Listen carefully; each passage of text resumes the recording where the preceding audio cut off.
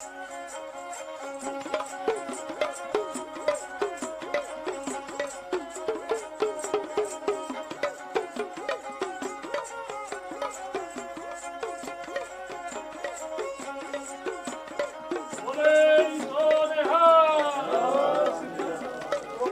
Ward number 44 ਤੋਂ ਜਿੱਥੋਂ ਜਾਗੋ ਪਾਰਟੀ ਦੇ ਕੈਂਡੀਡੇਟ ਸਾਹਿਬ ਕੁਲਵਿੰਦਰ ਸਿੰਘ ਹੋਰੀ ਨੇ ਉਹਨਾਂ ਨੇ ਆਪਣਾ ਇਲੈਕਸ਼ਨ ਆਫਿਸ ਖੋਲ੍ਹਿਆ, ਸੰਗਤਾਂ ਦੇ ਚਰਨ ਪਵਾਏ ਨੇ। ਜੀ ਹਨ ਅੱਜ ਅਸੀਂ ਵਾਰਡ ਨੰਬਰ 44 ਦੇ ਆਫਿਸ ਦਾ ਉਦਘਾਟਨ ਕੀਤਾ ਹੈ। ਜੋ ਜ਼ਿੰਮੇਵਾਰੀ ਇਹਨਾਂ ਨੇ ਦਾਸ ਨੂੰ ਦਿੱਤੀ ਹੈ ਉਹ ਜ਼ਿੰਮੇਵਾਰੀ ਪੂਰੀ ਨਿਸ਼ਠਾ ਨਾਲ ਨਿਭਾਵਾਂਗੇ ਔਰ ਇਹ ਵੱਧ ਤੋਂ ਵੱਧ ਵੋਟਾਂ ਤੋਂ सीट जित के इन्हों की झोली च पावांगे और आने वाले टाइम वास्ते एक पंथ वास्ते नवा असी प्रधान मनजीत सिंह जी के चेहरे के रूप च अगे फिर तो लैके आवांगे।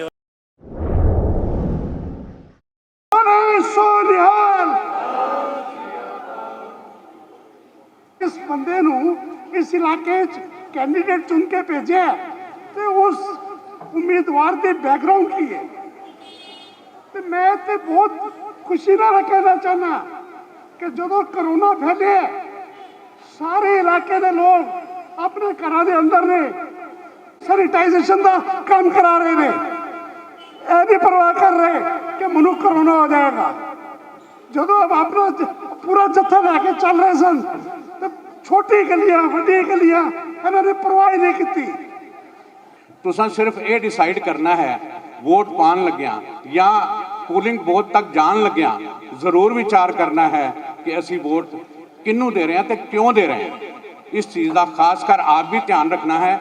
आप दे नाल आंदे जांदे भैनां वीरां नूं भी ये दसना है कि असी किनू वोट दे रहे हैं तो क्यों दे रहे हैं। एक वो कैंडीडेट ने जिहड़े अपनी पार्टी के आप फाउंडर ने आप प्रधान ने ते पिछोकड़ लैके आए। गुरु के वरदान वालों सेवा इन्हां दे परिवार तो मिली है। मेरी उम्र के या मेरी तो वड्डी उम्र के लोग बड़ी चंगी तरह जानते हैं कि उस वेले की प्रधानमंत्री जिदे कोल जाना साढ़े जथेदार साहब सिक्योरिटी परां हट होए बीबी इस तरह मिलते सन। इंदिरा कदी नहीं सी गया बीबी। चलो यह तो उन्होंने बजुर्गों की कमाई सी जिन्हें अपना पूरा सो बेनती है साथ संगत दे नाल विचार सांझे करन। सरदार मनजीत सिंह जथेदार मनजीत सिंह जी। वाहिगुरू जी का खालसा वाहिगुरू जी की। वार्ड नंबर 44 के सारे आए पतवंते सज्जन भैनों ते भरावो फतेह दी सांझ करिए। वाहिगुरू जी का खालसा वाहिगुरू। धन्नवादियां सार कुलविंदर सिंह होरां दे जिन्होंने पार्टी ने इत्थों जिम्मेवारी दी है कि तुसी अज मैनू मौका दिता इत्थों दे अजीम परसनैलिटीज़ के दर्शन करन दा। गुरु महाराज मेहर करे कि आने वाला समा ये विश्वास करन जागो दे उत्ते साडी पार्टी दे उत्ते तुहाडे उत्ते और जिहड़ी ये नीली किताब तुहानू दित्ती जा रही है इहदे विच 70 साल का इतिहास है। 1950 दे विच मेरे पिता जथेदार संतोख सिंह होरां ने दिल्ली दे विच अकाली जत्था बनाया सी और जिहड़ा अकाली जत्था बनिया सी उहदे च जमुना पार दा बड़ा अहम रोल सीगा। क्योंकि तुसी भी अपना इतिहास नहीं जानते।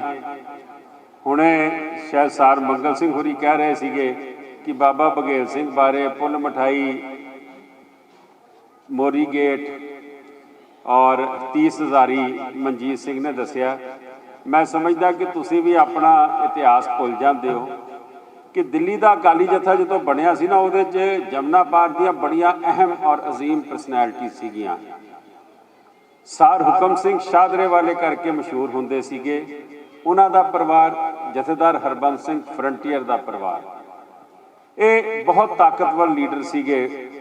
1950 हरेक मोर्चे हरेक जेलों च गए तो जथेदार जी नाल जथेदार अवतार सिंह कोहली जी नाल मैं समझदा जथेदार हरबंस सिंह फ्रंटियर जी हुकम सिंह जी बख्शी जगदेव सिंह जी रिछपाल सिंह जी नाम लेंदे चले जाओ उस वेले दे उन्हां सज्जनां दा जिन्हां ने दिल्ली दे विच अकाली दल की नींव रखी। और एक किताब दे विच 31 साल जथेदार संतोख सिंह जी दे 31 साल की सेवा 81 ਚ ਉਹਨਾਂ ਨੂੰ ਗੋਲੀ ਮਾਰੀ ਗਈ ਔਰ ਅੱਜ 40 ਸਾਲ ਮੰਨੂ ਹੋ ਗਏ ਨੇ। ਇਹਦੇ 'ਚ ਇੱਕ ਇੱਕ ਚੀਜ਼ ਕਲਮਬੰਦ ਕੀਤੀ ਗਈ ਹੈ, ਇਹਨੂੰ ਪੜ੍ਹਿਓ ਆਰਾਮ ਨਾਲ, ਅੱਧੇ ਘੰਟੇ 'ਚ ਪੜ੍ਹੀ ਜਾਏਗੀ। ਇਹ ਦੋਵੇਂ ਲੈਂਗੁਏਜਸ ਵਿੱਚ ਨੇ, 16 ਪੇਜ ਪੰਜਾਬੀ ਦੇ ਨੇ, 16 ਪੇਜ ਹਿੰਦੀ ਦੇ ਨੇ, ਤਾਂ ਕਿ ਤੁਹਾਨੂੰ ਪਤਾ ਲੱਗ ਸਕੇ। ਜਿਵੇਂ ਹੁਣੇ ਚਾਵਲਾ ਸਾਹਿਬ ਜ਼ਿਕਰ ਕਰ ਰਹੇ ਸਨ ਕਿ ਇਤਿਹਾਸ ਜਿਹੜਾ ਹੈ ਉਹ ਲੈ ਕੇ ਆਏ ਆ।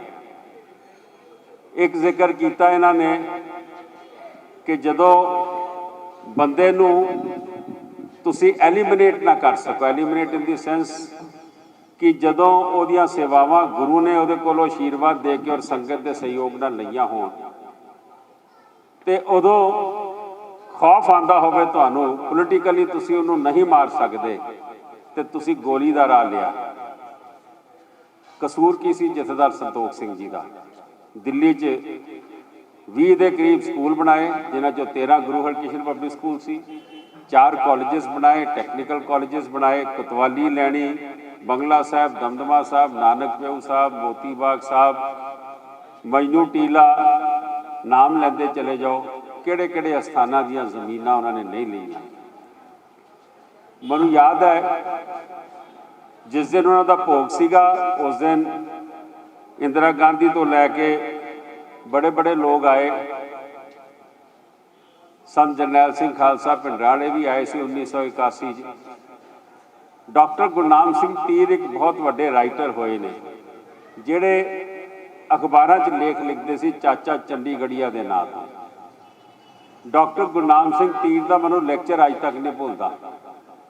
ਉਹਨਾਂ ਦੀ ਡੈਥ ਦੇ ਉੱਤੇ ਭੋਗ ਤੇ ਉਹਨਾਂ ਨੇ ਲੈਕਚਰ ਸ਼ੁਰੂ ਕੀਤਾ। ਉਸ ਵੇਲੇ ਮੇਰੀ ਉਮਰ 22-23 ਸਾਲ ਸੀ ਜਦੋਂ ਮੇਰੇ ਪਿਤਾ ਦਾ ਕਤਲ ਹੁੰਦਾ ਹੈ। ਉਹਨਾਂ ਨੇ ਲੈਕਚਰ ਦੀ ਸ਼ੁਰੂਆਤ 'ਚ ਜਿਹੜੀ ਗੱਲ, ਇਬਾਰਤ ਜਿਹੜੀ ਸੀ ਲੈਕਚਰ ਦੀ, ਉਹ ਆਖਦੇ ਨੇ ਕਿ ਦਿੱਲੀ 'ਚ 2 ਦਰਿਆ ਵਗਦੇ ਸੀ, ਇੱਕ ਯਮੁਨਾ ਤੇ ਇੱਕ ਸੰਤੋਖ ਸਿੰਘ। ਉਹ ਆਖਦੇ ਇਹ ਸੰਤੋਖ ਸਿੰਘ ਨਾਮੀ ਦਰਿਆ ਜੇ ਬੰਗਲਾ ਸਾਹਿਬ ਪਹੁੰਚਦਾ ਤਾਂ ਅਗਲੀ ਸੜਕ ਬੰਦ ਕਰ ਦਿੰਦਾ, ਸਰੋਵਰ ਦੀ ਲੰਗਰ ਦੀ ਥਾਂ ਲੈ ਲੈਂਦਾ ਹੈ। ਜੇ ਮਾਤਾ ਸੁੰਦਰੀ ਪਹੁੰਚਦਾ ਤਾਂ ਮਾਤਾ ਸੁੰਦਰੀ ਗੁਰਦੁਆਰੇ ਦੀ ਥਾਂ ਤੇ ਕਾਲਜ ਜਿੱਥੇ ਅੱਜ 8000 ਬੱਚੀ ਪੜ੍ਹਦੀ ਹੈ, ਜ਼ਿਆਦਾਤਰ ਈਸਟ ਦਿੱਲੀ ਦੀਆਂ ਬੱਚੀਆਂ ਜਾਂਦੀਆਂ ਨੇ। ਜੇ ਦਮਦਮਾ ਸਾਹਿਬ, ਨਾਨਕ ਪਿਆਊ ਸਾਹਿਬ ਔਰ ਅਖੀਰ ਜਦੋਂ ਗੁਰੂ ਤੇਗ ਬਹਾਦਰ ਪਾਤਸ਼ਾਹ ਜਿਨ੍ਹਾਂ ਦਾ 400 ਸਾਲਾ ਅਸੀਂ ਜਨਮ ਸ਼ਤਾਬਦੀ ਮਨਾਉਣੀ ਹੈ, ਸੀਸਗੰਜ ਸਾਹਿਬ ਪਹੁੰਚਦਾ ਤੇ ਉਹ ਇਤਿਹਾਸਿਕ ਕੋਤਵਾਲੀ ਜਿੱਥੇ ਗੁਰੂ ਤੇਗ ਬਹਾਦਰ ਪਾਤਸ਼ਾਹ ਨੂੰ ਭਾਈ ਮਤੀ ਦਾਸ, ਭਾਈ ਸਤੀ ਦਾਸ, ਭਾਈ ਦਿਆਲਾ ਜੀ ਨੂੰ ਕੈਦ ਰੱਖਿਆ ਗਿਆ ਸੀ, ਉਹ ਕੋਤਵਾਲੀ ਲੈ ਲੈਂਦਾ।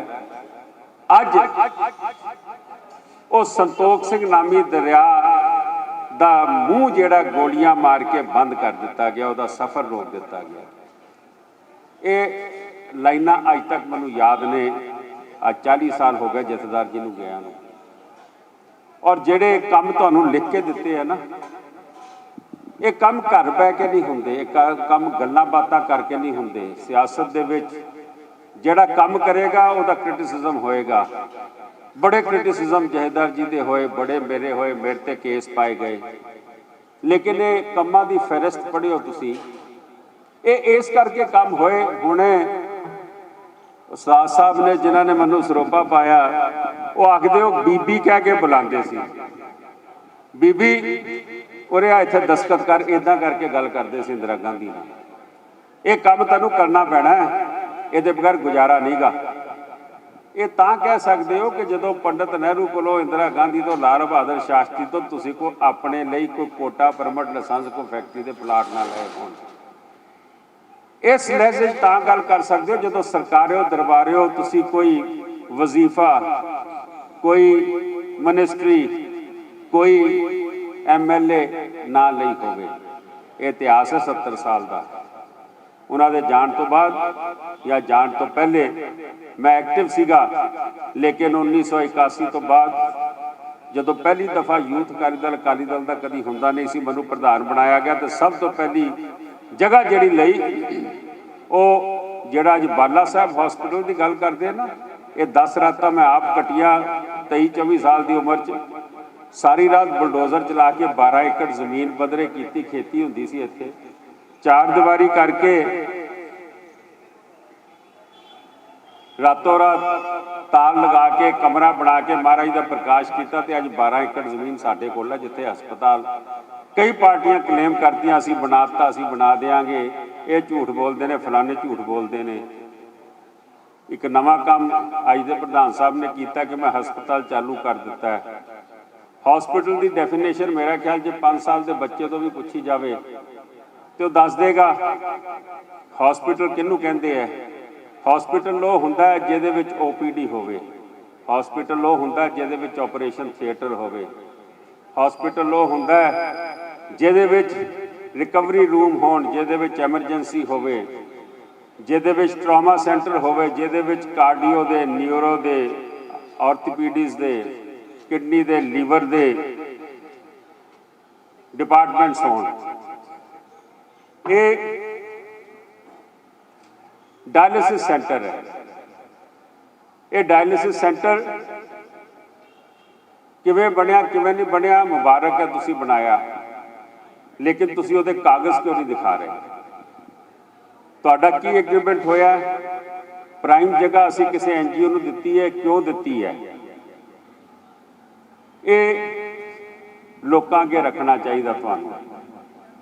ਅੱਜ 2.5 ਸਾਲ ਹੋ ਗਏ, 2.25 ਸਾਲ ਤੁਹਾਨੂੰ ਪ੍ਰਧਾਨ ਬਣੇ, 10 ਐਗਜ਼ੈਕਟਿਵ ਮੀਟਿੰਗ ਹੋ ਗਈਆਂ, 3 ਜਨਰਲ ਹਾਊਸ ਬੁਲਾ ਚੁੱਕੇ ਹੋ। ਅੱਜ 6 ਐਗਜ਼ੈਕਟਿਵ ਮੈਂਬਰ 4 ਦਫਾ ਜਾ ਚੁੱਕੇ ਨੇ ਪ੍ਰਧਾਨ ਸਾਹਿਬ, ਸਕੱਤਰ ਸਾਹਿਬ, ਕਮੇਟੀ ਦੇ ਆਫਿਸ ਕੀ ਐਗਜ਼ੈਕਟਿਵ ਮੀਟਿੰਗ ਦੇ ਮਿੰਟ ਸਾਨੂੰ ਦਿਓ। ਕਿਹਨਾਂ ਨੂੰ? ਜਿਹੜੇ ਐਗਜ਼ੈਕਟਿਵ ਮੈਂਬਰਸ ਨੇ।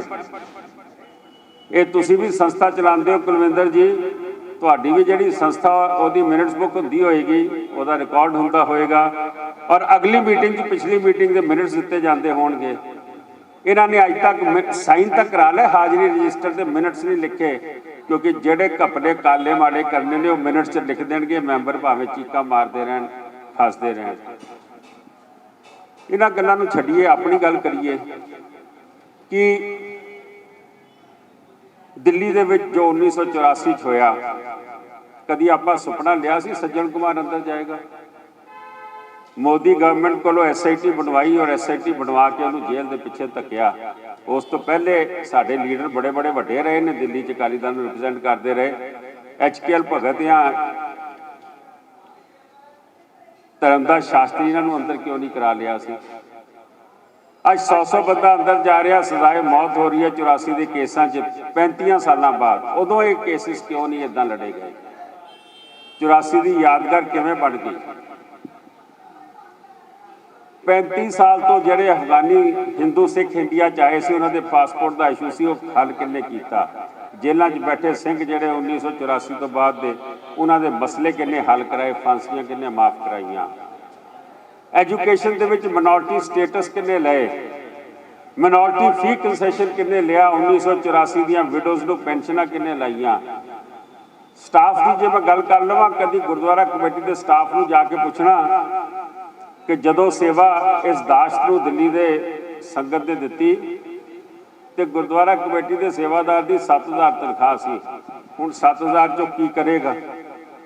ਅਸੀਂ ਆਂਦਿਆਂ ਤਨਖਾਹਾਂ ਡਬਲ ਕੀਤੀਆਂ, ਖਾਲੀ ਤਨਖਾਹਾਂ ਡਬਲ ਨਹੀਂ ਕੀਤੀਆਂ, ਸਗਨ ਸਕੀਮ ਸ਼ੁਰੂ ਕੀਤੀ ਕਿ ਜੇ ਉਹਦੀ ਕੁੜੀ ਦਾ ਵਿਆਹ ਤੇ 51000 ਰੁਪਇਆ ਗੁਰਦੁਆਰਾ ਕਮੇਟੀ ਵੱਲੋਂ ਦਿੱਤਾ ਜਾਏਗਾ, ਜੇ ਉਹਦੇ ਬੇਟੇ ਦਾ ਵਿਆਹ ਤੇ 31000 ਰੁਪਇਆ ਦਿੱਤਾ ਜਾਏਗਾ। ਲੱਕੀ ਸ਼ਾਹ ਵੰਜਾਰਾ ਹਾਲ, ਜਿਹਦਾ ਕਿਰਾਇਆ ਤਕਰੀਬਨ 3 ਲੱਖ ਹੈ ਅੱਜ ਦੀ ਡੇਟ, ਜਿੱਥੇ ਸਾਡੇ ਬੱਚਿਆਂ ਦੇ ਵਿਆਹ ਹੁੰਦੇ ਨੇ, ਸੈਟਰਡੇ ਸੰਡੇ ਛੋੜ ਕੇ, ਔਰ ਜਿਸ ਦਿਨ ਬੁਕਿੰਗ ਨਾ ਹੋਵੇ, ਕਿਸੇ ਸਟਾਫ ਮੈਂਬਰ ਨੇ ਆਪਣੇ ਬੱਚੇ ਦੀ ਸ਼ਾਦੀ ਕਰਨੀ ਹੋਵੇ, 1 ਰੁਪਇਆ ਉਹਦੇ ਕੋਲੋਂ ਨਹੀਂ ਲਿੱਤਾ ਜਾਏਗਾ। ਅੱਜ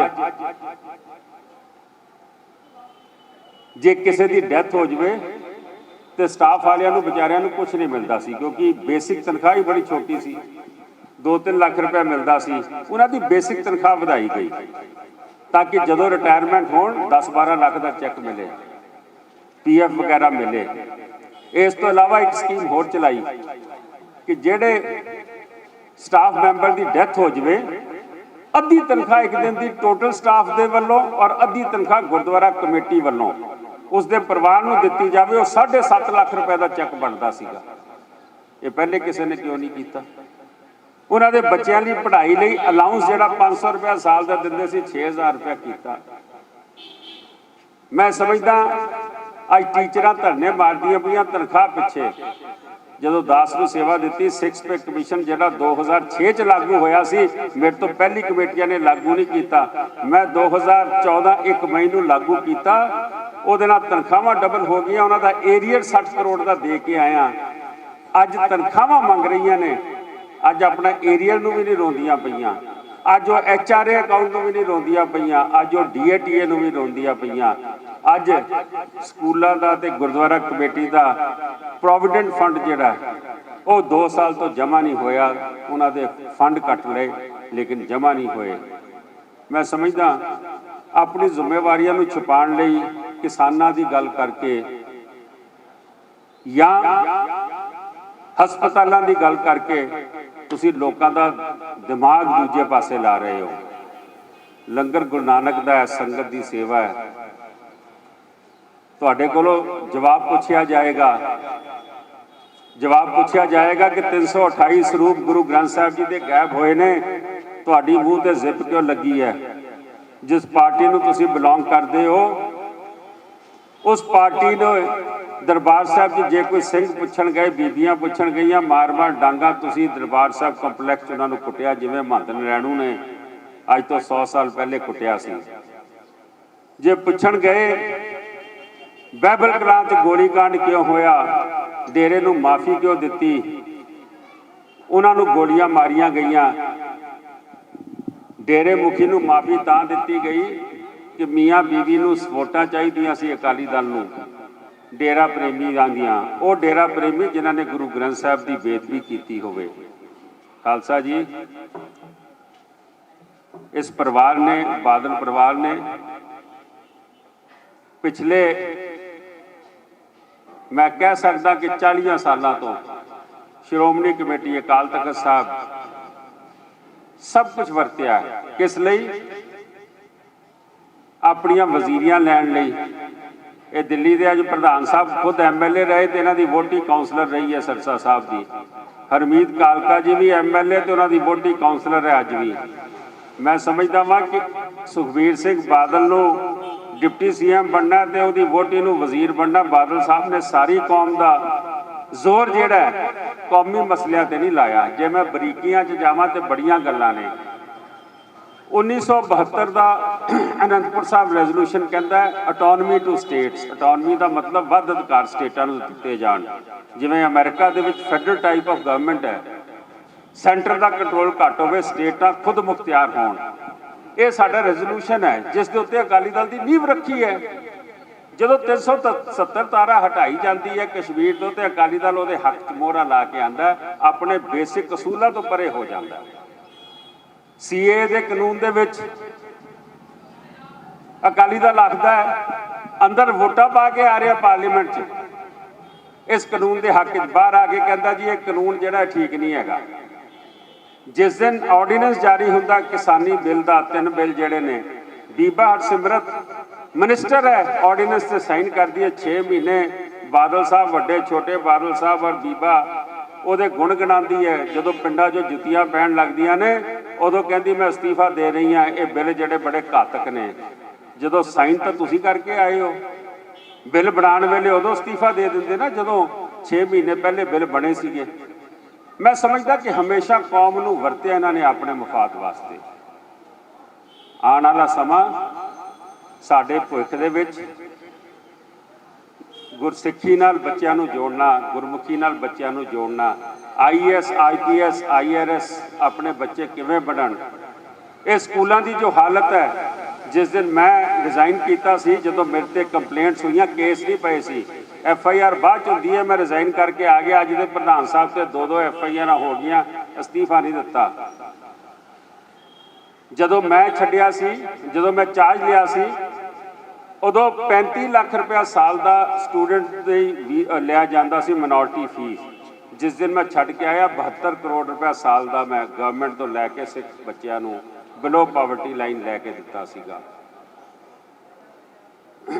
जे इतिहासिक दिन मनाए गए, ये लाल किले का फतेह दिवस तुसीं देख लिया, बाबा बंदा सिंह बहादुर का 300 साला शहीदी शताब्दी देख ली। किस तरीके ना प्रधानमंत्री इत्थे इंडोर स्टेडियम च आके बोले ਜਾਂ ਕੁਤਬ ਮੀਨਾਰ ਪ੍ਰੋਗਰਾਮ ਹੋਏ ਦਿੱਲੀ 'ਚ ਬੁੱਤ ਨਹੀਂ ਲੱਗਣ ਦਿੰਦੇ ਸੀ, ਅਸੀਂ ਬੁੱਤ ਵੀ ਮੰਡੀ ਹਾਊਸ ਲਾਇਆ, ਤੁਹਾਡੇ ਤੋਂ ਕਈਆਂ ਨੇ ਦੇਖਿਆ ਹੋਣਾ ਬਾਬਾ ਬੰਦਾ ਸਿੰਘ ਬਹਾਦਰ ਦਾ। ਮੈਂ ਸਮਝਦਾ ਆਉਣ ਵਾਲੇ ਸਮੇਂ 'ਚ ਲੋੜ ਹੈ ਇਹਨਾਂ ਸਕੂਲਾਂ ਨੂੰ ਬਚਾਉਣ ਦੀ। ਜਿਸ ਦਿਨ ਮੈਂ ਛੱਡਿਆ ਸੀ 22,500 ਬੱਚਾ ਸੀ ਸਾਡੇ ਸਕੂਲਾਂ 'ਚ, 7,500 17,000 ਬੱਚਾ, 5,000 ਬੱਚਾ ਘਟ ਗਿਆ। ਇਹਦੇ ਖਰਚੇ ਕਿੱਥੋਂ ਪੂਰੇ ਹੋਣਗੇ? ਅੱਜ ਟੀਚਰਾਂ ਨੂੰ 49% ਤਨਖਾਹ ਦੇ ਰਹੇ ਹੋ ਤੁਸੀਂ। ਕੱਲ ਪਰਸੋਂ ਟੀਚਰਾਂ ਗਈਆਂ ਸੀ ਤੇ ਪ੍ਰਧਾਨ ਸਾਹਿਬ ਸੋਨੀਪਤ ਕੁਛ ਹੋ ਜਾਏ, ਬਰੇਲੀ ਕੁਛ ਹੋ ਜਾਏ ਤੇ ਪਹੁੰਚ ਜਾਂਦੇ ਨੇ। ਜਿਹੜੀਆਂ ਟੀਚਰਾਂ 300 ਉਹਨਾਂ ਦੇ ਦਫ਼ਤਰ ਗਈਆਂ ਤੇ ਕਹਿੰਦੇ ਮੈਂ ਦਿੱਲੀੋਂ ਬਾਹਰ ਆ, ਤੇ ਆਪ ਬਾਲਾ ਸਾਹਿਬ ਤੋਂ ਲਾਈਵ ਕਰਦੇ ਪਏ ਸੀ। ਮੈਂ ਸਮਝਦਾ ਕਿ ਇੱਕ ਇਤਿਹਾਸ ਤੁਹਾਡੇ ਸਾਹਮਣੇ ਲੈ ਕੇ ਆਏ ਹਾਂ। ਆਉਣ ਵਾਲਾ ਵਿਜ਼ਨ ਬੜਾ ਕਲੀਅਰ ਹੈ ਕਿ ਜਿੰਨੀ ਓਵਰ ਇੰਪਲੋਇਮੈਂਟ ਹੈ ਇਹਨਾਂ ਨੂੰ ਅਸੀਂ ਕਿਵੇਂ ਐਡਜਸਟ ਕਰਨਾ ਹੈ। ਟੀਚਰਾਂ ਨੂੰ, ਗੁਰਦੁਆਰਾ ਕਮੇਟੀ ਨੂੰ ਵਾਪਸ ਲੀਹਾਂ ਤੇ ਕਿੱਦਾਂ ਲੈ ਕੇ ਆਉਣਾ ਹੈ। ਇਹ ਤਾਕਤ ਜਿਹੜੀ ਹੈ ਇਹ ਸਰਕਾਰ ਤੋਂ ਆਪਣੇ ਫਾਇਦੇ ਲੈਣ ਵਾਸਤੇ ਨਹੀਂ ਵਰਤੀ ਜਾਏਗੀ, ਕੌਮ ਦੇ ਫਾਇਦੇ ਲੈਣ ਲਈ, ਕੌਮ ਨੂੰ ਕੁਝ ਲੈ ਕੇ ਦੇਣ ਦੀ ਵਾਸਤੇ ਵਰਤੀ ਜਾਏਗੀ। ਜਿਹੜੀ ਕਿਤਾਬ ਦਿੱਤੀ ਹੈ ਮਿਹਰਬਾਨੀ ਕਰਕੇ 15 ਮਿੰਟ ਲੱਗਣਗੇ, ਇਹਨੂੰ ਪੜ੍ਹ ਜ਼ਰੂਰ ਲਿਓ ਇੱਕ ਵਾਰੀ, ਪਤਾ ਲੱਗ ਜਾਊਗਾ ਕੀ ਕੀ ਕੰਮ ਹੋਏ ਨੇ। ਜਦੋਂ ਕੋਈ ਨਵੀਂ ਪਾਰਟੀ ਬਣਦੀ ਨਾ, ਉਸ ਨੂੰ ਲੋਕੀ, ਹੁਣੇ ਮੇਰੇ ਤੋਂ ਪਹਿਲੇ ਬੋਲੇ ਕੋਈ ਸੱਜਣ, ਉਸ ਨੂੰ ਦੇਖਦੇ ਨੇ ਕਿ ਇਹਦਾ ਪ੍ਰਧਾਨ ਕੌਣ ਹੈ, ਇਹਦਾ ਪਿਛੋਕੜ ਕੀ ਹੈ, ਇਹ ਕੱਲ੍ਹ ਨੂੰ ਕਰੇਗਾ ਕੀ। ਅਸੀਂ ਇੱਕ ਇਤਿਹਾਸ ਲੈ ਕੇ ਆਏ ਹਾਂ ਤੁਹਾਡੇ ਸਾਹਮਣੇ, ਔਰ ਇਤਿਹਾਸ ਦੇ ਬੇਸ ਤੇ ਜੋ ਅੱਗੋਂ ਕਰਨਾ, ਜੋ ਪਿੱਛੇ ਕੀਤਾ ਹੋਈ ਉਹ ਚੀਜ਼ਾਂ ਨੂੰ ਅੱਗੇ ਲੈ ਕੇ ਜਾਣਾ ਹੈ। ਮੈਂ ਸਮਝਦਾ ਆਉਣ ਵਾਲਾ ਸਮਾਂ ਉਹ ਲੀਡਰਸ਼ਿਪ ਚੁਣਿਓ ਜਿਹੜੀ ਲੀਡਰਸ਼ਿਪ ਗੁਰੂ ਗ੍ਰੰਥ ਸਾਹਿਬ ਨੂੰ ਪਿੱਠ ਨਾ ਦਿਖਾਵੇ। ਜੇ ਕੋਈ ਬੱਚੇ ਪ੍ਰੋਟੈਸਟ ਕਰਨ ਉਹਨਾਂ ਤੇ ਗੋਲੀਆਂ ਨਾ ਚਲਾਵੇ। ਜੇ ਕੋਈ ਦਰਬਾਰ ਸਾਹਿਬ ਜਾ ਕੇ 328 ਸਰੂਪਾਂ ਦਾ ਹਿਸਾਬ ਪੁੱਛਣ ਜਾਏ ਤਾਂ ਉਹਨਾਂ ਨੂੰ ਡਾਂਗਾ ਤੇ ਕਿਰਪਾਨਾਂ ਨਾਲ ਕੁੱਟਿਆ ਤੇ ਵੱਢਿਆ ਨਾ ਜਾਵੇ। ਮੈਂ ਸਮਝਦਾ ਕਿ ਜਿਹੜੇ ਗੁਰੂ ਗ੍ਰੰਥ ਸਾਹਿਬ ਦੀ ਬੇਅਦਬੀ ਕਰਨ, ਉਹਨਾਂ ਨਾਲ ਅੰਦਰ ਖਾਤੇ ਸਾਂਝ ਪਾ ਕੇ ਆਪਣੀਆਂ ਸੀਟਾਂ ਜਿੱਤਣ ਦੀ ਸਿਆਸਤ ਨਾ ਕਰਨ, ਗੁਰੂ ਗ੍ਰੰਥ ਸਾਹਿਬ ਦੇ ਨਾਲ ਖੜੇ ਹੋਣ। ਮੈਨੂੰ ਇਹ ਖੁਸ਼ੀ ਹੈ ਕਿ ਜਿਹੜੇ ਸੱਜਣ ਸਾਧ ਕੁਲਵਿੰਦਰ ਸਿੰਘ ਨੂੰ ਅਸੀਂ ਇਸ ਇਲਾਕੇ 'ਚ ਚੁਣਿਆ ਹੈ, ਜਿਵੇਂ ਦੱਸਿਆ ਗਿਆ ਕਿ ਆਲਰੇਡੀ ਕਈ ਸੰਸਥਾਵਾਂ ਦੇ ਵਿੱਚ ਬਹੁਤ ਸੇਵਾਵਾਂ ਕਰ ਰਹੇ ਨੇ। ਕੋਵਿਡ ਦੌਰਾਨ ਵੀ ਇਹਨਾਂ ਨੇ ਬਹੁਤ ਵੱਡੀਆਂ ਸੇਵਾਵਾਂ ਕੀਤੀਆਂ ਨੇ। ਇੱਥੇ ਭਾਵੇਂ 2-2 ਲੱਖ ਬੰਦਾ ਆਉਂਦਾ ਰਿਹਾ, 50-50 ਹਜ਼ਾਰ ਬੰਦਾ ਆਉਂਦਾ ਰਿਹਾ। ਜੇ ਦਿੱਲੀ 'ਚ ਉਹਨਾਂ ਨੇ ਸਾਨੂੰ ਆ ਕੇ ਇਨਫੋਰਮ ਕਰ ਦਿੱਤਾ ਕਿ ਇੰਨਾ ਬੰਦਾ ਆ ਰਿਹਾ, ਉਹਨਾਂ ਦੇ ਲੰਗਰਾਂ ਦਾ ਪ੍ਰਬੰਧ ਕਰੋ, ਤੇ ਉਹ ਸਾਰਿਆਂ ਦਾ ਹੋਇਆ। ਉਹ ਭਾਵੇਂ ਨਿਤੀਸ਼ ਕੁਮਾਰ ਦੀ ਪਾਰਟੀ ਆ ਜਾਵੇ, ਭਾਵੇਂ 2 ਸਾਲ ਫੌਜੀ 1 rank 1 pension general Satbir Singh ਬੈਠੇ ਰਹੇ, ਉਹਨਾਂ ਨੂੰ ਜਾ ਕੇ ਪੁੱਛੋ। ਇੱਕ ਵਾਰੀ ਮੈਨੂੰ ਅਜੇ ਮਾਖਣ ਦਾ ਫੋਨ ਆ ਗਿਆ, ਉਸ ਵੇਲੇ ਦਿੱਲੀ ਦੇ ਕਾਂਗਰਸ ਦੇ ਪ੍ਰਧਾਨ ਸੀ। ਇਹ ਸੁਣਨ ਵਾਲੀ ਗੱਲ ਹੈ। ਮੈਨੂੰ ਫੋਨ ਕਰਦਾ, ਕਹਿੰਦੇ मंजीत जी आपको एक तकलीफ देनी है। मैं क्या बताएं? कहते दिल्ली में ना पूरे हिंदुस्तान से 4,000 महिलाएं आ रही हैं और तकरीबन ज़्यादातर रिमोट एरिया की हैं, आदिवासी हैं। हमारे पास कोई जगह नहीं कि 4,000 महिलाओं को रखा जाए जहां वो सुरक्षित रह सके। अगर आप गुरुद्वारों में जगह दे दो और लंगर का इंतजाम कर दो।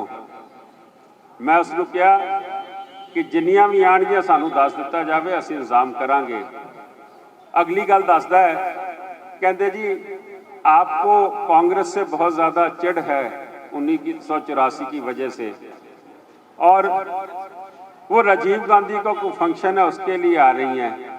मैंने कहा जब आप गुरुद्वारे में आते हो ना, यहाँ कांग्रेस, बीजेपी, आम आदमी सब खत्म हो जाता है। ये गुरु नानक के घर में आ रही हैं।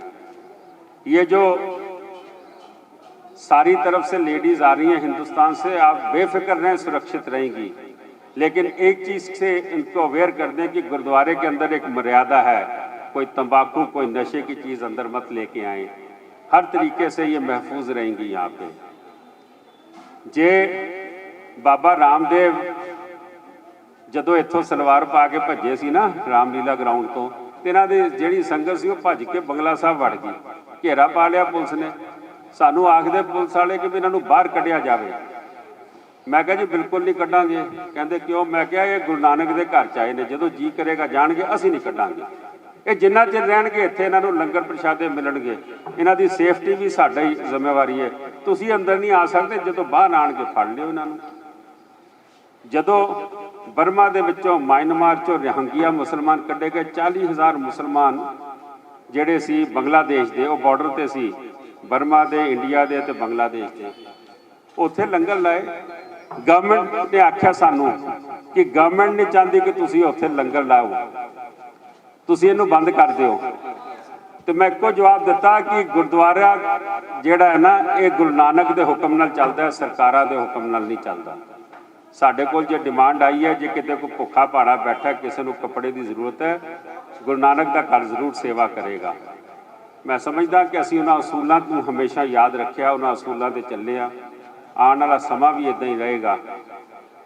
ਬੜਾ ਕੁਝ ਕਰਨ ਦੀ ਲੋੜ ਹੈ।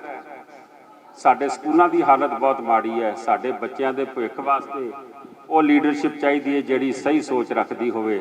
ਉਹ ਲੀਡਰਸ਼ਿਪ ਚਾਹੀਦੀ ਹੈ ਜਿਹੜੇ ਗੁਰੂ ਗ੍ਰੰਥ ਸਾਹਿਬ ਨੂੰ ਪਿੱਠ ਦਿਖਾ ਕੇ ਆਪਣੇ ਪਰਸਨਲ ਮਫਾਦ ਵਾਸਤੇ ਕੌਮ ਨਾਲ ਧਰੋਹ ਨਾ ਕਰੇ। ਇਹ ਵਾਅਦਾ ਕਰਦੇ ਹਾਂ ਕਿ ਜਿਵੇਂ ਹਮੇਸ਼ਾ ਕੌਮ ਲਈ ਖੜੇ ਹੋਏ ਹਾਂ, ਆਉਣ ਵਾਲੇ ਸਮੇਂ 'ਚ ਵੀ ਇਦਾਂ ਹੀ ਖੜੇ ਰਵਾਂਗੇ।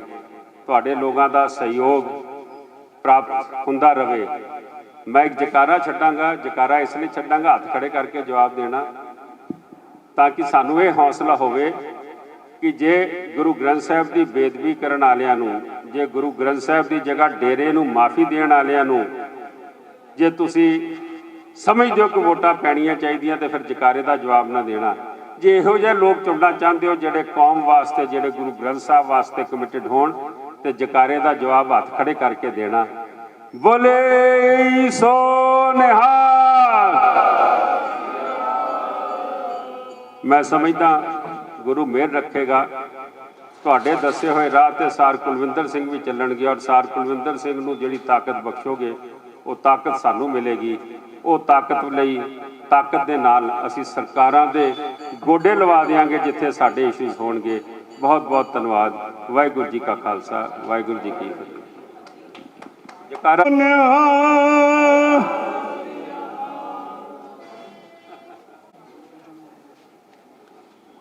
ਕਰਨ ਲੱਗਾ, ਉਸ ਵੇਲੇ ਬਹੁਤ ਹੈਜ਼ੀਟੇਟ ਕਰ ਰਹੇ ਸਨ ਬੋਲਣ ਵਾਸਤੇ। ਮੈਂ ਕਿਹਾ ਜੀ ਜਥੇਦਾਰੀਆਂ ਕਰਨੀਆਂ ਨਾ, ਹੈਜ਼ੀਟੇਟ ਨਹੀਂ ਹੋਏਗਾ, ਇੱਥੇ ਰੈਪੀਟੇਸ਼ਨ ਹੁੰਦਾ।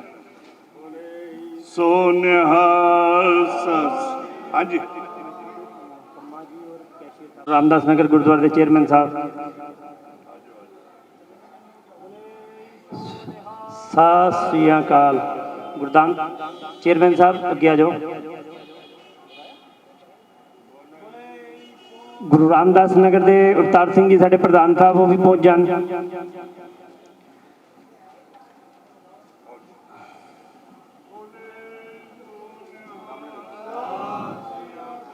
ਗੁਰੂ ਰਾਮਦਾਸ ਨਗਰ ਐਕਸਟੈਂਸ਼ਨ ਤੋਂ ਵੀ ਸੈਕਟਰੀ ਸਾਹਿਬ ਆਏ ਹੋਏ ਸੀਗੇ, ਅਮਰੀਕ ਸਿੰਘ ਜੀ, ਅਗਰ ਉਹ ਹੈਗੇ ਗੁਰੂ ਰਾਮਦਾਸ ਨਗਰ ਐਕਸਟੈਂਸ਼ਨ ਤੋਂ, ਜਿਹੜੇ ਉਹ ਸਟੇਜ ਤੇ ਪਹੁੰਚਣ। ਵੈਸਟ ਗੁਰੂ ਅੰਗਦ ਨਗਰ ਤੋਂ ਬੱਤਰਾ ਜੀ ਸਾਡੇ ਸਾਬਕਾ ਪ੍ਰਧਾਨ ਸਾਹਿਬ, ਉਹ ਜ਼ਰੂਰ ਸਟੇਜ ਤੇ ਆਣ। ਬੋਲੇ ਸੋ ਨਿਹਾਲ। ਇਸਤਰੀ ਸਤਸੰਗ ਗੁਰੂ ਰਾਮਦਾਸ ਨਗਰ ਦੀ ਬੀਬੀ ਜਸਪਾਲ ਕੌਰ ਹੋਈ ਹੋਈ, ਉਹ ਵੀ ਜ਼ਰੂਰ ਸਟੇਜ ਤੇ ਆਣ।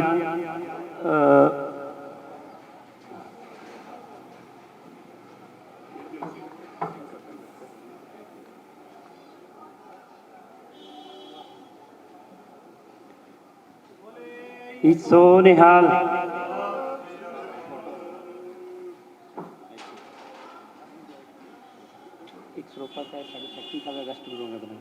ਵੈਸਟ ਗੁਰੂ ਅੰਗਦ ਨਗਰ ਦੇ ਸਾਡੇ ਜਨਰਲ ਸੈਕਟਰੀ ਸਾਹਿਬ, ਪਹਿਲੇ ਇਸਤਰੀ ਸਤਸੰਗ ਦੇ ਗੁਰੂ ਰਾਮਦਾਸ ਨਗਰ ਦੇ ਪ੍ਰਧਾਨ, ਸਤਿ ਸ੍ਰੀ ਅਕਾਲ। ਵੈਸਟ ਗੁਰੂ ਅੰਗਦ ਨਗਰ ਤੋਂ ਸਾਡੇ ਭੂਆ ਜੀ ਭੋਲੀ ਜੀ, ਉਹ ਆਏ ਹੋਏ ਹੈ। ਉਹਨਾਂ ਨੂੰ ਬੇਨਤੀ ਹੈ ਕਿ ਸਟੇਜ ਤੇ ਆਉਣ ਦੀ ਕਿਰਪਾਲਤਾ ਕਰਨ।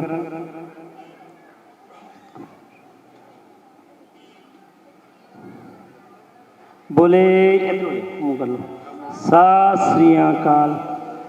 जीत कौर वही आप जी विनती है कि बीबी जीत कौर जी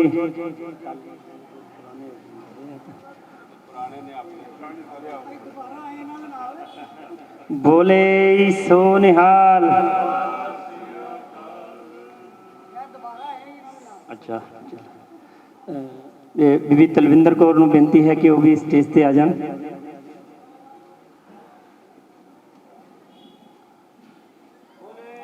ਸੋ ਨਿਹਾਲ। मैं बेनती करांगा भाटिया साहब जी और मंगल सिंह जी वो भी स्टेज पे आ जान। इत्थे रख दो दोबारा काम आ जाएंगे। हाँ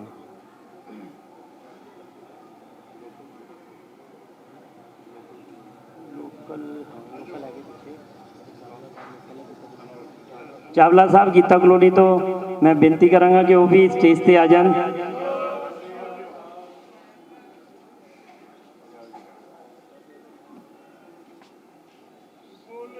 सो निहाल।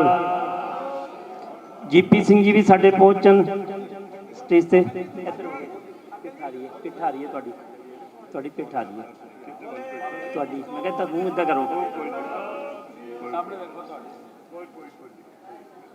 होर साढ़े ईस्ट गुरु अंगद नगर तो कमेटी जो हाँ आए हुए सी हरजीत बॉन्स यूथ के प्रेजिडेंट और स्टेज पे आ जान।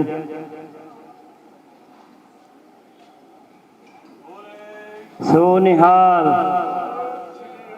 डॉक्टर साहब साढ़े वार्ड नंबर 44 गीता कलोनी तो भी स्टेज पे आन।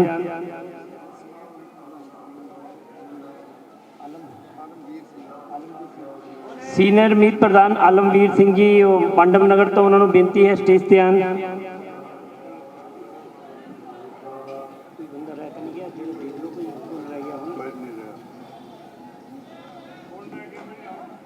अच्छा शास्त्री नगर गुरुद्वारे तो सुरिंदर सिंह जी रहेल आए हुए हैं उन्होंने बेनती है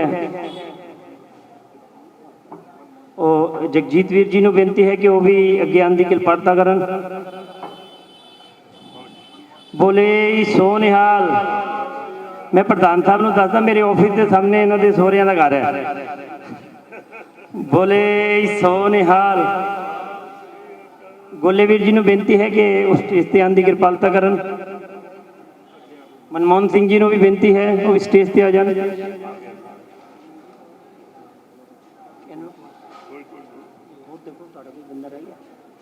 हो गया कोहली वीर जी ने बेनती है कि स्टेज पे आ जान।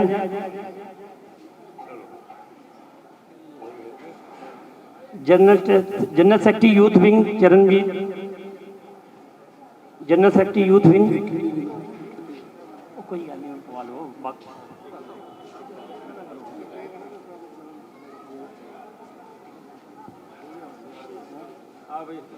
सतपाल सिंह सब्बरवाल जी साढ़े भुपिंदर सब्बरवाल जी के ब्रदर वो भी इतने पहुंचे हुए हैं। मैं उन्होंने बेनती करांगा कि वो भी स्टेज पे आन।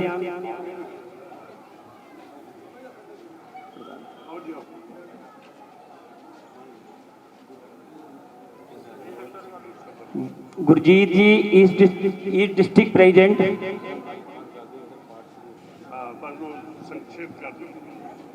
किट्टी वीर जी आप जी भी स्टेज पे आ जान।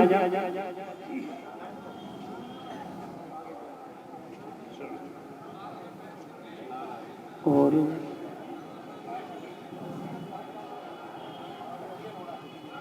अरोड़ा साहब स्टेज पे आने की कृपालता करो।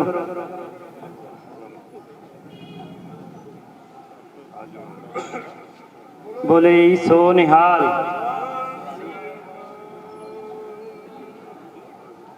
गगनवीर जी शादरे तो स्टेज पे आने की कृपालता करन। कोई होर रह तो नहीं गया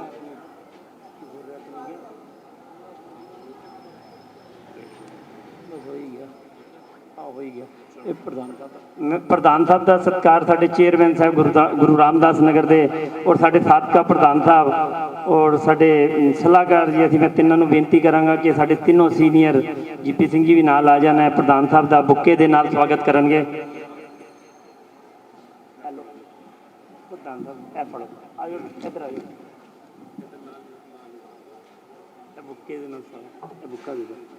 बोले सो निहाल।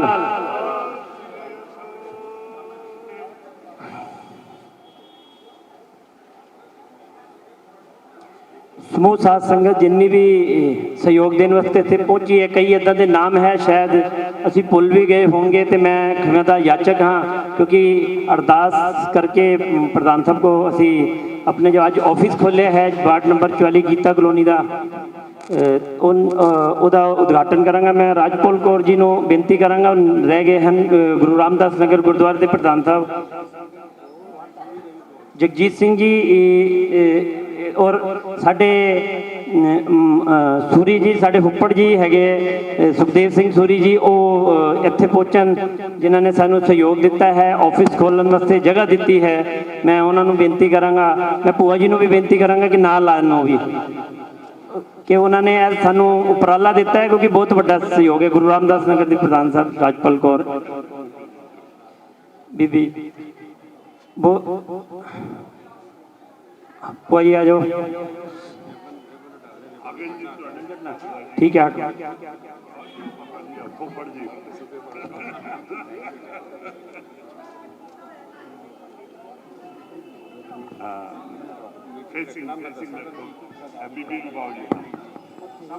ਬੋਲੇ ਸੋ ਨਿਹਾਲ। ਸਾਡੇ ਅਮਰੀਕ ਸਿੰਘ ਜੀ ਬੱਗਾ ਜੀ ਉਹ ਵੀ ਸਟੇਜ ਤੇ ਆ ਜਾਣ, ਬਲਵੀਰ ਜੀ ਉਹ ਵੀ ਆ ਜਾਣ, ਚਰਨਜੀਤ ਭਾਜੀ ਹੈਗੇ ਸਾਡੇ ਗੁਰੂ ਰਾਮਦਾਸ ਨਗਰ ਦੀ ਸਾਰੀ ਜਿਹੜੀ ਕਮੇਟੀ ਹੈ ਉਹ ਇੱਕ ਵਾਰ ਜ਼ਰੂਰ ਸਟੇਜ ਤੇ ਆ ਜਾਣ, ਪ੍ਰਧਾਨ ਸਾਹਿਬ ਦਾ ਸਤਿਕਾਰ ਕਰਨਗੇ। ਗੁਰੂ ਰਾਮਦਾਸ ਨਗਰ ਦੀ ਸਾਡੀ ਕਮੇਟੀ ਜਿਹੜੀ ਹੈ, ਸੁਰਿੰਦਰ ਬੰਸਲ ਜੀ ਬੈਠੇ, ਚਰਨਜੀਤ ਭਾਜੀ ਹੈਗੇ ਸਾਡੇ ਪ੍ਰਧਾਨ ਸਾਹਿਬ, ਉਹਨਾਂ ਦੀ ਮਾਤਰ ਜੀ ਤਬੀਅਤ ਥੋੜੀ ਖਰਾਬ ਹੋਣ ਕਾਰਨ ਉਹਨਾਂ ਨੂੰ ਜਾਣਾ ਪਿਆ। ਬੋਲੇ ਸੋ ਨਿਹਾਲ।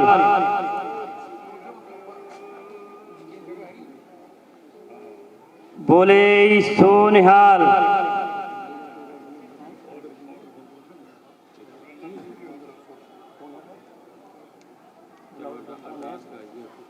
ਇੱਕ ਹੋਰ ਜਨਾਬ, ਇੱਕ ਆਫਿਸ ਤੇ ਅਰਦਾਸ ਕਰਕੇ ਕਰ ਦਿੰਦੇ।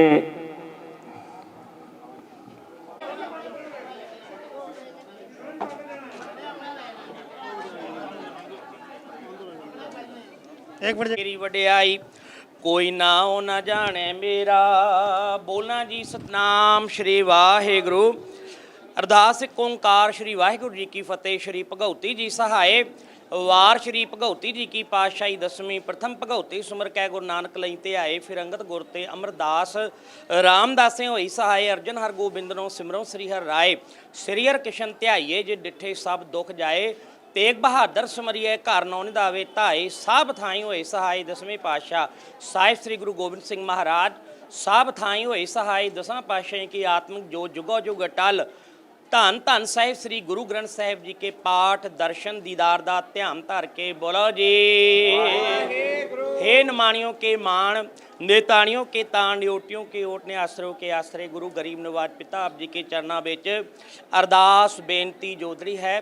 ਲੱਖ ਖੁਸ਼ੀਆਂ ਪਾਤਸ਼ਾਹੀਆਂ ਜੇ ਸਤਿਗੁਰ ਨਦਰ ਕਰੇ, ਨਿਮਕ ਏਕ ਹਰ ਨਾਮ ਦੇ ਮੇਰਾ ਮਨ ਤਨ ਸੀਤਲ ਹੋਏ। ਸੰਤਾਂ ਕੇ ਕਾਰਜ ਆਪ ਖਲੋਇਆ, ਹਰ ਕੰਮ ਕਰਾਵਣ ਆਇਆ ਰਾਮ। ਆਪ ਜੀ ਕੇ ਦਰ ਘਰ ਦੇ ਸੇਵਾਦਾਰ, ਕੌਮ ਦੇ ਸੇਵਾਦਾਰ ਦਾਤਾਰ ਪਿਤਾ ਸਰਦਾਰ ਮਨਜੀਤ ਸਿੰਘ ਜੀ ਕੇ ਅਤੇ ਦਾਤਾਰ ਪਿਤਾ ਜੀਓ ਸਰਦਾਰ ਕੁਲਵਿੰਦਰ ਸਿੰਘ ਜੀ ਅਤੇ ਦਾਤਾਰ ਪਿਤਾ ਜੀਓ, ਆਪ ਸਾਰਿਆਂ ਨੇ ਕਿਰਪਾ ਕਰਕੇ ਗੁਰੂ ਸਾਹਿਬ ਜੀ ਵੀਰਾਂ ਨੂੰ ਸੇਵਾ ਦੀ ਬਖਸ਼ਿਸ਼ ਕੀਤੀ ਹੈ। ਨਵੀਂ ਪਾਰਟੀ ਜਾਗੋ ਪਾਰਟੀ ਬਣਾਈ ਹੈ। ਦਾਤਾਰ ਪਿਤਾ ਕਿਰਪਾ ਕਰਿਓ ਇਹਨਾਂ ਸਾਰਿਆਂ ਵੀਰਾਂ ਦੇ ਸਿਰ ਤੇ ਮੇਰਾ ਪ੍ਰਿਆਤ ਰੱਖਣਾ, ਚੜ੍ਹਦੀ ਕਲਾ ਬਖਸ਼ਿਸ਼ ਕਰਨੀ, ਹਰ ਮੈਦਾਨ ਹਰ ਦੀਵਾਨ ਫਤਿਹ ਬਖਸ਼ਿਸ਼ ਕਰਨੀ ਦਾਤਾਰ ਪਿਤਾ ਜੀਓ। ਅਤੇ ਅੱਜ ਸਰਦਾਰ ਕੁਲਵਿੰਦਰ ਸਿੰਘ ਦੇ ਦਾਤਾਰ ਪਿਤਾ ਜੀਓ ਨਵਾਂ ਆਫਿਸ ਖੋਲ੍ਹਿਆ ਪੰਨ ਦੀ ਸੇਵਾ ਲਈ ਦਾਤਾਰ ਪਿਤਾ ਜੀਓ। ਅਤੇ ਕਿਰਪਾ ਕਰਨੀ, ਚੜ੍ਹਦੀਆਂ ਕਲਾ ਬਖਸ਼ਿਸ਼ ਕਰਨੀਆਂ ਦਾਤਾਰ ਪਿਤਾ ਜੀਓ। ਅਤੇ ਦੇਸ਼ ਸੇਵਾ ਬਰ ਮੋਏ ਹੈ, ਸ਼ੁਭ ਕਰਮਨ ਤੇ ਕਬ ਹੋ ਨਾ ਡਰੋ। ਦਾਤਾ ਕਿਰਪਾ ਕਰਨੀ ਇਹਨਾਂ ਸਾਰੇ ਸੇਵਾਦਾਰਾਂ ਕੋਲੋਂ ਕੌਮ ਦੀ ਸੇਵਾ ਆਪਣੇ ਅਗਵਾਈ ਹੇਠ ਆਪ ਲੈਣ ਦੀ ਕਿਰਪਾਲਤਾ ਕਰਨੀ ਦਾਤਾਰ ਪਿਤਾ ਜੀਓ।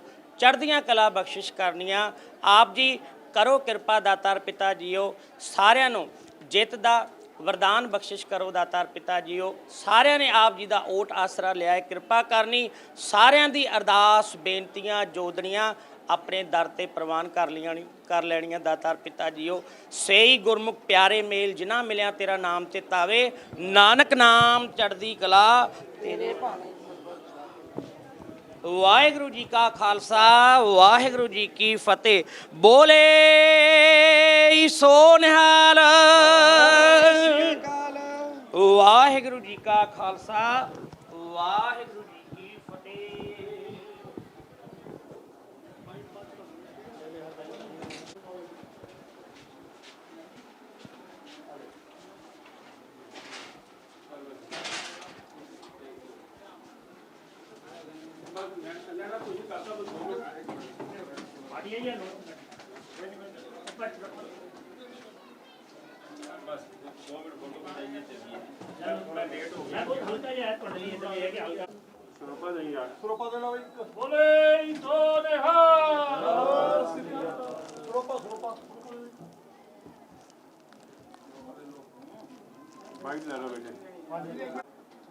ਵਾਹਿਗੁਰੂ ਜੀ ਕਾ ਖਾਲਸਾ ਵਾਹਿਗੁਰੂ ਜੀ ਕੀ ਫਤਿਹ। ਅੱਜ ਵਾਰਡ ਨੰਬਰ 44 ਤੋਂ ਜਿੱਥੋਂ ਜਾਗੋ ਪਾਰਟੀ ਦੇ ਕੈਂਡੀਡੇਟ ਸਾਹਿਬ ਕੁਲਵਿੰਦਰ ਸਿੰਘ ਹੋਰੀ ਨੇ, ਉਹਨਾਂ ਨੇ ਆਪਣਾ ਇਲੈਕਸ਼ਨ ਆਫਿਸ ਖੋਲ੍ਹਿਆ, ਸੰਗਤਾਂ ਦੇ ਚਰਨ ਪਵਾਏ ਨੇ। ਭਾਈ ਸਾਹਿਬ ਨੇ ਅਰਦਾਸ ਕੀਤੀ ਹੈ। ਜਾਗੋ ਪਾਰਟੀ ਜਿਹੜੀ ਕਮਿਟਮੈਂਟ ਨਾਲ ਤੁਰੀ ਹੈ, ਕਮਿਟਮੈਂਟ ਹੈ ਗੁਰੂ ਗ੍ਰੰਥ ਸਾਹਿਬ ਪ੍ਰਤੀ ਨਿਸ਼ਠਾ, ਕਮਿਟਮੈਂਟ ਹੈ ਐਜੂਕੇਸ਼ਨ ਪ੍ਰਤੀ ਨਿਸ਼ਠਾ, ਪੰਜਾਬੀ ਬੋਲੀ ਪ੍ਰਤੀ, ਜਾਂ ਸਾਡੇ ਕੌਮੀ ਮਸਲੇ ਹੋਣ, ਸਾਡੇ ਬੱਚਿਆਂ ਨੂੰ ਅਸੀਂ ਕਿਸ ਤਰੀਕੇ ਨਾਲ ਗੁਰੂ ਗ੍ਰੰਥ ਸਾਹਿਬ ਨਾਲ ਧਰਮ ਪ੍ਰਚਾਰ ਨਾਲ ਜੋੜ ਸਕਦੇ ਹਾਂ, ਕਿਸ ਤਰੀਕੇ ਨਾਲ IAS IPS ਬਣਾ ਸਕਦੇ ਹਾਂ। ਮੈਂ ਸਮਝਦਾ ਵਾਂ ਬੜੇ ਕੰਮ ਕਰਨ ਵਾਲੇ ਨੇ। ਇੱਕ 70 ਸਾਲ ਦਾ ਇਤਿਹਾਸ ਲੈ ਕੇ ਆਏ ਹਾਂ, ਸੰਗਤਾਂ ਦੇ ਵਿੱਚ ਉਤਰਦੇ ਪਏ ਹਾਂ। ਜੋ ਕੀਤਾ ਉਹ ਦੱਸ ਕੇ ਜਾ ਰਹੇ ਹਾਂ, ਉਹ ਭਾਵੇਂ 1984 ਦਾ ਹੋਵੇ, ਭਾਵੇਂ ਉਹ ਫਤਿਹ ਦਿਵਸ ਤੋਂ ਲੈ ਕੇ ਇਤਿਹਾਸ ਦੀ ਗੱਲਾਂ ਹੋਣ, ਭਾਵੇਂ ਐਜੂਕੇਸ਼ਨ ਦੇ ਵਿੱਚ ਮਿਨੋਰਟੀ ਫੀ ਦੀ ਗੱਲਾਂ ਹੋਵੇ, ਮਿਨੋਰਟੀ ਸਟੇਟਸ ਦੀਆਂ ਗੱਲਾਂ ਹੋਣ। ਜੋ ਕੁਝ ਕੀਤਾ ਉਹ ਸੰਗਤਾਂ ਨਾਲ ਸ਼ੇਅਰ ਕਰ ਰਹੇ ਹਾਂ। ਬਹੁਤ ਵੱਡਾ ਰੁਝਾਨ ਪਾਰਟੀ ਦੇ ਉਮੀਦਵਾਰਾਂ ਨੂੰ ਮਿਲ ਰਿਹਾ। ਪਾਰਟੀ ਦਾ ਪਰਿਵਾਰ ਰੋਜ਼ ਵੱਡਾ ਹੋ ਰਿਹਾ। ਆਉਣ ਵਾਲੇ ਸਮੇਂ 'ਚ ਮੈਂ ਸਮਝਦਾ ਕਿ ਸੰਗਤਾਂ ਗੁਰੂ ਗ੍ਰੰਥ ਸਾਹਿਬ ਨੂੰ ਪਿੱਠ ਦਿਖਾਉਣ ਵਾਲਿਆਂ ਦੀ, ਡੇਰਿਆਂ ਨੂੰ ਮਾਫੀ ਦੇਣ ਵਾਲਿਆਂ ਨੂੰ, ਉਹਨਾਂ ਦੀ ਵੋਟਾਂ ਲੈਣ ਲਈ ਗੁਰੂ ਗ੍ਰੰਥ ਸਾਹਿਬ ਨਾਲ ਧਰੋਹ ਕਰਨ ਵਾਲਿਆਂ ਨੂੰ ਸਾਥ ਨਹੀਂ ਦੇਣਗੀਆਂ। ਉਹਨਾਂ ਦਾ ਸਾਥ ਦੇਣਗੀਆਂ ਜਿਹੜਾ ਕੌਮ ਵਾਸਤੇ, ਸੰਗਤ ਵਾਸਤੇ ਔਰ ਗੁਰੂ ਗ੍ਰੰਥ ਸਾਹਿਬ ਵਾਸਤੇ ਖੜਾ ਹੋਏਗਾ। ਵਧਾਈਆਂ ਬਹੁਤ ਬਹੁਤ ਕੁਲਵਿੰਦਰ ਜੀ ਨੂੰ, ਉਹਨਾਂ ਦੀ ਸਾਰੀ ਟੀਮ ਨੂੰ। ਵਾਹਿਗੁਰੂ ਜੀ ਕਾ ਖਾਲਸਾ ਵਾਹਿਗੁਰੂ ਜੀ ਕੀ ਫਤਿਹ। ਜੀ ਕਾ ਖਾਲਸਾ ਵਾਹਿਗੁਰੂ ਜੀ ਕੀ ਫਤਿਹ। ਬਹੁਤ ਬਹੁਤ ਧੰਨਵਾਦ ਮਨਜੀਤ ਸਿੰਘ ਜੀਕੇ ਜੀ, ਸਾਡੇ ਪ੍ਰੈਜ਼ੀਡੈਂਟ ਇੱਥੇ ਪਹੁੰਚੇ ਹਨ। ਅੱਜ ਅਸੀਂ ਵਾਰਡ ਨੰਬਰ 44 ਦੇ ਆਫਿਸ ਦਾ ਉਦਘਾਟਨ ਕੀਤਾ ਹੈ। ਜੋ ਜ਼ਿੰਮੇਵਾਰੀ ਇਹਨਾਂ ਨੇ ਦਾਸ ਨੂੰ ਦਿੱਤੀ ਹੈ, ਉਹ ਜ਼ਿੰਮੇਵਾਰੀ ਪੂਰੀ ਨਿਸ਼ਠਾ ਨਾਲ ਨਿਭਾਵਾਂਗੇ ਔਰ ਇਹ ਵੱਧ ਤੋਂ ਵੱਧ ਵੋਟਾਂ ਤੋਂ ਇਹ ਸੀਟ ਜਿੱਤ ਕੇ ਇਹਨਾਂ ਦੀ ਝੋਲੀ 'ਚ ਪਾਵਾਂਗੇ। ਔਰ ਆਉਣ ਵਾਲੇ ਟਾਈਮ ਵਾਸਤੇ ਇੱਕ ਪੰਥ ਵਾਸਤੇ ਨਵਾਂ ਅਸੀਂ ਪ੍ਰਧਾਨ ਮਨਜੀਤ ਸਿੰਘ ਜੀ ਦੇ ਚਿਹਰੇ ਦੇ ਰੂਪ 'ਚ ਅੱਗੇ ਫਿਰ ਤੋਂ ਲੈ ਕੇ ਆਵਾਂਗੇ। ਔਰ ਮੈਂ ਆਪ ਜੀ ਦੇ ਚੈਨਲ ਰਾਹੀਂ ਇਹੀ ਕਹਾਂਗਾ ਕਿ ਜਿੰਨੇ ਵੀ ਵਾਰਡ ਦੇ ਅੰਦਰ ਸਾਰੇ ਸਾਡੇ ਯੋਧੇ ਖੜੇ ਹੋ ਰਹੇ ਹਨ, ਸਾਰੇ ਵੱਧ ਤੋਂ ਵੱਧ, ਜਿਸ ਤਰ੍ਹਾਂ ਅੱਜ ਇੱਥੇ ਮਾਹੌਲ ਅਸੀਂ ਦੇਖਿਆ ਹੈ ਕਿ ਵੱਧ ਚੜ੍ਹ ਕੇ ਲੋਕਾਂ ਨੇ ਸਾਨੂੰ ਸਹਿਯੋਗ ਦਿੱਤਾ ਹੈ, ਸੰਗਤ ਦਾ ਸਹਿਯੋਗ ਸਾਨੂੰ ਮਿਲ ਰਿਹਾ ਹੈ ਔਰ ਸਿੰਘ ਸਭਾ ਦਾ ਸਹਿਯੋਗ ਮਿਲ ਰਿਹਾ ਹੈ। ਖਾਸ ਤੌਰ 'ਤੇ ਇਸਤਰੀ ਸਤਸੰਗ ਦਾ ਬਹੁਤ ਮੈਂ ਦੇਖ ਰਿਹਾ ਕਿ ਜਾਗੇ ਪਾਰਟੀ ਨੂੰ ਸਾਨੂੰ ਸਹਿਯੋਗ ਮਿਲ ਰਿਹਾ ਹੈ, ਕਿਉਂਕਿ ਸਾਨੂੰ ਅਸੀਂ ਜਦ ਲੋਕਾਂ ਦੇ ਸੰਗਤਾਂ ਦੇ ਘਰ ਜਾਂਦੇ ਹਾਂ ਔਰ ਅਸੀਂ ਦੱਸਦੇ ਹਾਂ, ਉਹਨਾਂ ਨੂੰ ਸਮਝਾਉਂਦੇ ਹਾਂ ਕਿ ਇਹ ਪਾਰਟੀ 2 ਸਾਲ ਪੁਰਾਣੀ, ਸਿਰਫ ਨਾਮ 2 ਸਾਲ ਪੁਰਾਣਾ ਹੈ, ਪਰ ਇਹਦਾ ਇਤਿਹਾਸ 70 ਸਾਲ ਪੁਰਾਣਾ ਹੈ। ਪਾਰਟੀ ਨੇ ਉਹਨਾਂ ਦੇ ਜਦ ਦੱਸੇ ਹੋਏ ਕੰਮ, ਇੱਕ ਜਿਹੜੀ ਅਸੀਂ ਕਿਤਾਬ ਛਪੀ ਗਈ ਹੈ, ਉਹ ਅਸੀਂ ਦਿੰਦੇ ਹਾਂ ਔਰ ਉਹਨੂੰ ਦੱਸਦੇ ਹਾਂ, ਫਿਰ ਉਹਨਾਂ ਨੂੰ ਸਮਝਾਉਂਦੇ ਹਾਂ ਉਹਨਾਂ ਬਾਰੇ, ਅਤੇ ਉਹਨਾਂ ਦਾ ਰੁਝਾਨ ਚੇਂਜ ਹੁੰਦਾ ਹੈ ਔਰ ਉਹ ਕਹਿੰਦੇ ਆ ਕਿ ਅਸੀਂ ਇਹ ਪਾਰਟੀ ਜਾਗੋ ਪਾਰਟੀ ਨੂੰ, ਜਿਹਦਾ ਚੋਣ ਨਿਸ਼ਾਨ ਕਿਤਾਬ ਹੈ, ਇਹਨੂੰ ਅਸੀਂ ਜ਼ਰੂਰ ਵੋਟ ਪਾਵਾਂਗੇ।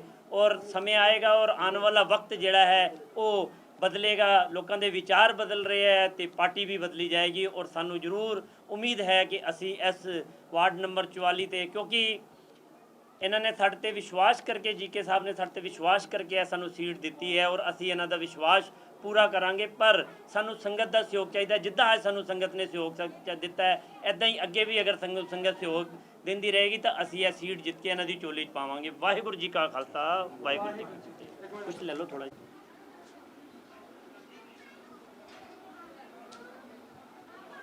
ਬੋਲੇ ਸੋਨੇ ਹਾਲ ਸਤਿ ਸ੍ਰੀ ਅਕਾਲ।